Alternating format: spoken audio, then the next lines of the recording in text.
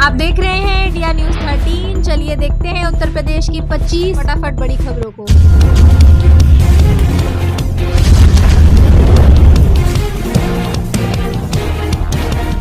Smartphone के इस्तेमाल को लेकर क्या बता रहे सीएम योगी आदित्यनाथ, जानिए। उत्तर प्रदेश के मुख्यमंत्री योगी आदित्यनाथ ने युवाओं और खिलाड़ियों को सफलता का मंत्र दिया है। इंदिरा गांधी प्रतिष्ठान में खिलाड़ियों के सम्मान में आयोजित कार्यक्रम में मुख्यमंत्री योगी ने कहा, युवा पीढ़ी के लिए आज स्मार्टफोन सबसे बड़ी चुनौती बनकर उभरा है। यह युवाओं के समय और श्रम दोनों को प्रभावित करता है, साथ ही आपकी आंख की रोशनी को भी प्रभावित करता है। खिलाड़ियों को नशे से दूर रहना चाहिए। नशा नाश का कारण है। जो नशे की तरफ गया वह जीवन में फिर किसी के लायक नहीं रह पाएगा। नई तकनीक से 2 हिस्सों में नहीं बटेंगी ट्रेन। 130 की रफ्तार पर भी नहीं महसूस होंगे झटके। रेलवे ने 2 बोगियों को जोड़ने वाली कपलिंग बदलने की कवायद शुरू कर दी है। LHB रैक की बोगियों को सेमी ऑटोमेटिक कपलिंग से जोड़ा जाएगा। यह कपलिंग तेज रफ्तार में भी खुलेगी नहीं। 130 की रफ्तार पर भी झटके नहीं महसूस होंगे। पूर्वोत्तर रेलवे में semi automatic coupling system LHB बोगियों में लगाने को लेकर योजना तैयार की जा रही है। 56 साल बाद गांव पहुंचा सैनिक मलखान का शव। 32 साल इंतजार कर पत्नी सालों पहले तोड़ चुकी दम। सियाचिन में 1968 में प्लेन क्रैश होने पर शहीद हुए सहारनपुर के नानौता निवासी मलखान सिंह का शव 56 साल बाद गांव पहुंचा। गांव में शव पहुंचते ही हजारों लोगों की भीड़ उमड़ पड़ी। सभी ने शहीद सैनिक के दर्शन किए। उसके बाद सैन्य सम्मान से उनका अंतिम संस्कार किया गया। सहारनपुर के कस्बा नानौता के गाँव फतेहपुर निवासी मलखान सिंह पुत्र रामदिया वायुसेना में थे। वर्ष 1968 में सियाचिन ग्लेशियर के पास उनका प्लेन क्रैश हो गया था, जिसमें उनका कोई सुराग नहीं लग सका था। 56 साल बाद उनका शव सेना के जवान पहले चंडीगढ़, वहां से सरसावा वायु स्टेशन और वहां से सड़क मार्ग द्वारा नानौता स्थित गांव तक लाया गया। 10 रुपए गड्डी बिकने वाला पालक पहुंचा 160 रुपए किलो। सब्जियों के दामों में भारी इजाफा। श्राद्ध पक्ष की समाप्ति व नवरात्रि की शुरुआत से पहले सब्जियों के भाव में जबरदस्त इजाफा हुआ है। अंदाजा इस बात से लगाया जा सकता है कि 10 रुपए प्रति गड्डी बिकने वाला पालक 160 रुपए किलो बिक रहा है। वहीं मेथी के दाम 300 रुपए प्रति किलो तक हैं। बुधवार को शहर के सब्जी बाजार पड़ाव दुबे, बाराद्वारी, हाथरस, अड्डा, जयगंज, GT रोड, नौरंगाबाद क्षेत्र में सब्जियों के भाव लिए गए तो आलू, प्याज, टमाटर से लेकर सभी तरह की हरी सब्जियां महंगी ही बिकती दिखी। आगरा को मिलेगी लखनऊ तक की नई वंदे मेट्रो। जोधपुर तक मिलेगी 5वीं वंदे भारत। आगरा को जल्द देश की दूसरी मेट्रो वंदे भारत ट्रेन नमो भारत रैपिड रेल मिलने जा रही है। रेलवे बोर्ड दीपावली के आसपास आगरा कैंट से लखनऊ के बीच मेट्रो वंदे भारत ट्रेन चलाने को तैयार है। आगरा रेल मंडल ने ट्रेन के परिचालन की तैयारियां शुरू कर दी हैं। संभव है कि metro Vande Bharat train Agra fort, Lucknow intercity का स्थान ले सकती है। रेलवे बोर्ड जल्द ही ट्रेन के चलने की तारीख, समय और किराए की घोषणा करेगा। पहले दिया संपत्ति का ब्यौरा, अब होगी जांच। अफसरों और कर्मचारियों की कमाई पर योगी सरकार की टेढ़ी नजर। उत्तर प्रदेश के सरकारी अफसरों पर अब योगी सरकार का चाबुक चलने वाला है। योगी सरकार के नए आदेश के मुताबिक कर्मचारियों और अफसरों की संपत्ति की जांच की जाएगी। उत्तर प्रदेश राज्य कर्मचारी और अफसर की तरफ से सरकार को उपलब्ध कराया गया संपत्ति का ब्यौरा सही है या गलत, इसकी अब रैंडम जाँच भी होगी। भ्रष्टाचार रोकने को योगी आदित्यनाथ सरकार के इस कदम से हर विभाग में हड़कंप मच गया है। अब सरकारी कर्मचारियों के पैन नंबर से लेकर सारी प्रॉपर्टी खंगाली जाएगी। खुशखबरी, आज से न्यूनतम मजदूरी दर में इजाफा। जाने कितनी मिलेगी मजदूरी। प्रधानमंत्री नरेंद्र मोदी के नेतृत्व वाली केंद्र सरकार ने देश के मजदूरों को बड़ा तोहफा देते हुए उनकी दिवाली को और भी रोशन कर दिया है। दरअसल सरकार ने मजदूरों के लिए परिवर्तनीय महंगाई भत्ते में संशोधन किया है और न्यूनतम मजदूरी दर को बढ़ाकर 1035 रुपए प्रतिदिन करने का ऐलान किया है। श्रमिकों के लिए नई दरें आज यानी 4 अक्टूबर 2024 से प्रभावी होंगी। बांग्लादेश से माल खरीदने वाले देश कानपुर की ओर झुके। मिला 1000 करोड़ का ऑर्डर। यूपी के नोएडा में आयोजित हुए ट्रेड शो में कानपुर के 32 कारोबारियों ने भी शिरकत की थी। इस कार्यक्रम में शामिल होने के दौरान उन्हें कई उम्मीदें भी थी। ट्रेड शो में कारोबारियों ने अपने अपने उत्पादों को प्रस्तुत किया था, जिसके चलते विदेशों से आए बिजनेसमैन के साथ आमने सामने बैठक में कानपुर के कारोबारियों के उत्पाद विदेशियों को पसंद आए। उन्होंने इस ट्रेड शो में 1000 करोड़ के ऑर्डर को कानपुर के कारोबारियों को दे दिया। UP police constable result. UP police constable भर्ती 2024 की लिखित परीक्षा में शामिल होने वाले 48 लाख से ज्यादा उम्मीदवारों का इंतजार अब किसी भी वक्त खत्म हो सकता है। लेटेस्ट रिपोर्ट्स के अनुसार उत्तर प्रदेश पुलिस भर्ती एवं प्रोन्नति बोर्ड 2 से 4 अक्टूबर के बीच किसी भी वक्त यूपी पुलिस कांस्टेबल रिजल्ट 2024 का नोटिफिकेशन जारी कर सकता है। हालांकि बोर्ड की तरफ से अभी कोई आधिकारिक जानकारी नहीं। उत्तर प्रदेश पुलिस भर्ती एवं प्रोन्नति बोर्ड द्वारा कांस्टेबल भर्ती 2024 की लिखित परीक्षा का परिणाम जारी किए जाने के बाद आधिकारिक वेबसाइट upp.government.in पर रिजल्ट लिंक एक्टिवेट कर दिया जाएगा। यूपी के सरकारी स्कूलों के शिक्षकों के लिए बड़ी खुशखबरी, छुट्टियों के लिए नहीं लगाने होंगे चक्कर। उत्तर प्रदेश के परिषदीय प्राथमिक और उच्च प्राथमिक विद्यालयों के 5.5 लाख शिक्षकों और शिक्षणेतर कर्मचारियों के लिए बड़ी राहत की खबर है। अब उन्हें छुट्टियों के लिए शिक्षा अधिकारियों के दफ्तरों के चक्कर नहीं लगाने पड़ेंगे और छुट्टियों को लेकर उनसे की जाने वाली वसूली भी खत्म हो जाएगी। शासन ने स्कूली शिक्षा महानिदेशालय के छुट्टियों के सरलीकरण से संबंधित प्रस्ताव को मंजूरी दे दी है। यूपी के सभी डीएम को मिल गया आदेश, अन्य ड्यूटी में नहीं लगाए जाएंगे राजस्व कर्मी, सिर्फ करेंगे ये काम। उत्तर प्रदेश सरकार ने राजस्व कर्मियों को खरीफ फसलों की कटाई के दौरान अन्य ड्यूटी में नहीं लगने का निर्देश दिया है। विशेष परिस्थितियों में ही इनकी ड्यूटी अन्य कामों में लगाई जा सकेगी। इसके लिए कारण बताना अनिवार्य होगा। साथ ही उप जिलाधिकारियों और तहसीलदारों को फसल कटाई प्रयोगों के संपादन की समीक्षा करने का भी निर्देश दिया गया है।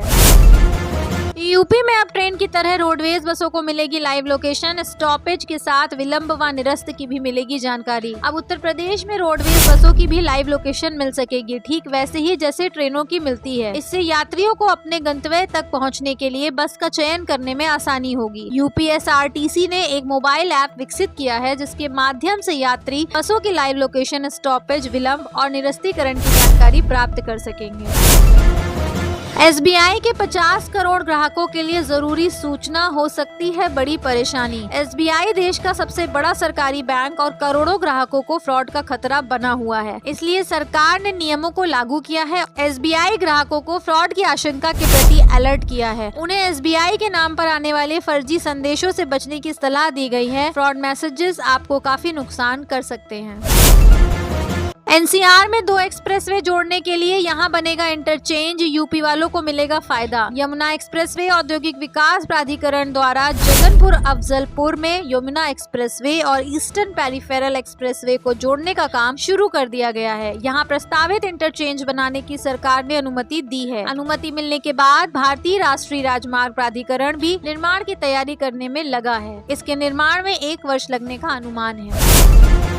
बिजली बिलिंग में लापरवाही के आरोप में 11 मीटर रीडरों पर एक्शन किए गए बर्खास्त। अयोध्या मंडल में बिजली बिलिंग में लापरवाही बरतने के आरोप में 11 मीटर रीडरों को बर्खास्त कर दिया गया है। मुख्य अभियंता वितरण ने पंजाब की कार्यदायी एजेंसी को पत्र लिखकर उनके स्थान पर दूसरे मीटर रीडरों की नियुक्ति शीघ्र करने का आदेश दिया है। बर्खास्त किए गए मीटर रीडरों में अयोध्या, अम्बेडकर नगर और सुल्तानपुर के 3 और अमेठी और बाराबंकी के 1 मीटर रीडर शामिल हैं।